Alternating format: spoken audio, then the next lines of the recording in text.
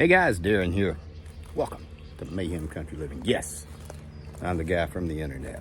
I want to show you how the garden is faring. Just kind of an overview and some thoughts and observations. Well, let's just go ahead and get into it. I took some pictures and I will add them throughout the video, but I'll spin you around and show you. More to come.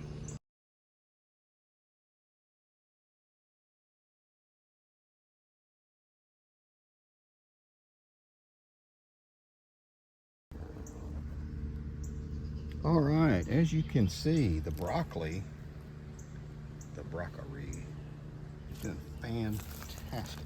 And it's actually time to start cutting these things off. Just to give you an idea, they're doing really, really well. The herbs are doing famously. The tomatoes are tomatoing nicely. We probably have 20 or so, about the size of a baseball, are the largest ones. Some are turning red. What I will tell you is tomato cages are $6 a piece now.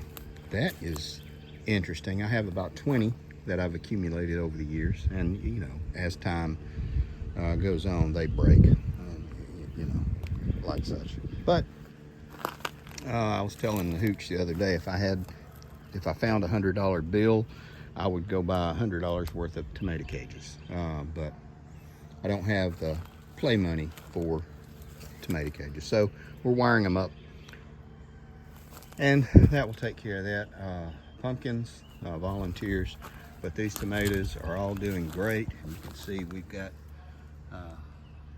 flowers and tomatoes, so these things are all doing good. We got about 100 tomato plants. There's a big clump of them right down there. And anyway, these things are doing really well. The peppers are doing great. These are the African okra. These are like the 10-12 foot tall okra trees, which are going to be a big help because this garden gets hot in the afternoon. Volunteer pumpkins, volunteer watermelon. I transplanted it.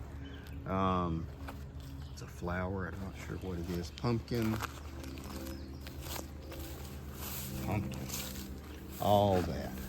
These are more tomatoes, squash, and zucchini. My purple jalapenos, it's a variety from Russia, are coming along. You can see that little dog leg path. This is the blue Hopi Indian corn. All of it stood back up, and I'm really thankful.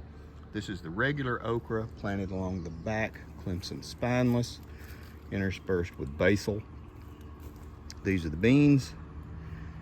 These are going to help shield these because it is really freaking hot.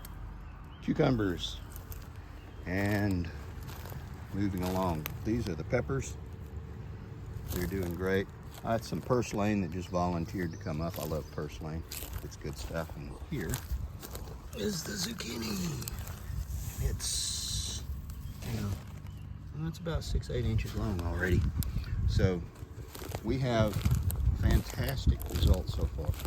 Now, all of that to say this. Those are my electroculture antennas. I did electroculture last year and talked about it. You can see in the videos, you get that big old copper spring looking thing. Looks like an antenna. Well, it's exactly what it is. There's another one, not as pretty. There's another one, not as pretty. There's another one right there. We'll walk around and maybe you can see it. Here in this section, I don't have one. And you can see the difference in the growth in this area. It all gets watered the same. In this area, this whole area was chickens, so they all have the same amount of fertilizer and poop. But isn't that an amazing thing? Those antennas actually do work. You might think it's a bunch of crap. Okay, this antenna is about 7 feet tall, and there we go. And this one over here on the sweet mild peppers, these guys, I've already started picking peppers off of it, and this is like the second or third week in May. Gotta water everything. We're supposed to have a lot of rain, and we have not. So you can see this is lemon balm. I've already cut it in half and given away a lot, but it keeps coming back. Dill and everything, more to come. So everything's coming up fantastic. The greenhouse is doing good. I've got to get better about watering it, because it's just, you know, I water it maybe every 2 days, and I really need to do it every day. This is for the, these are the snake beans, or some people call them asparagus beans, or yard-long beans, whatever you want to call them. This is where they are. My thought is this is easily accessible to the grandkids, and they'll get a kick out of picking a 3-foot-long bean, just to help bring them into, seduce them to the dark side of gardening. And tomatoes sprawling. I've got to get these guys stood up. And our first ripe red tomato. I know the plant is looking poorly because of the heat, but how about that? The first ripe tomato.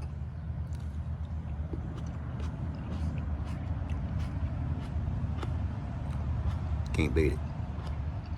Anyway, I got a lot of work to do. Take care of you people.